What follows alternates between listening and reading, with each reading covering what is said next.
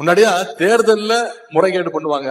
இன்னைக்கு பாஜக தேர்தலையே ஒரு முறைகேடா நடத்துவதற்கான முயற்சியில் ஈடுபட்டிருக்கிறாங்க. குறிப்பா சிறுபான்மையினர், மகளிர், ஒடுக்கப்பட்ட மக்களுடைய ஓட்டுகளை நீக்கணும்னு பாஜக ஒவ்வொரு மாநிலத்திலையும் இந்த எஸ்ஐஆர் திட்டத்தை கொண்டு வந்திருக்கிறாங்க. நேற்று தான் அந்த வரைவு வாக்காளர் பட்டியல் வெளியிடப்பட்டிருக்கு. 98 லட்சம் வாக்காளர்கள் பல்வேறு காரணங்களை காட்டி இன்னைக்கு எலெக்ஷன் கமிஷன் நீக்கி இருக்கிறது. வரைவு வாக்காளர் பட்டியல்ல பேர் இடம் பெறாதவங்க மறுபடியும் விண்ணப்பிக்கிறதுக்கு நமக்கு டைம் இருக்கு. ஜனவரி 18ஆம் தேதி வரைக்கும் நமக்கு நேரம் இருக்கு. இளைஞரணி தம்பிமார்கள் களத்துல போய் அதை செக் பண்ணி அவங்களுக்கான உதவிகளை நாம செய்யணும். இறுதி வாக்காளர் பட்டியல் வரும்போது தகுதியுள்ள ஒரு வாக்காளர் கூட வாக்குரிமை இல்லாம இருக்கக்கூடாது என்ற நிலைமையை நாம ஏற்படுத்தணும். குஜராத்ல உட்கார்ந்துகிட்டு ஒன்றிய உள்துறை அமைச்சர் அமித்ஷா அவர்கள் நம்மள மிரட்ட பாக்குறாரு.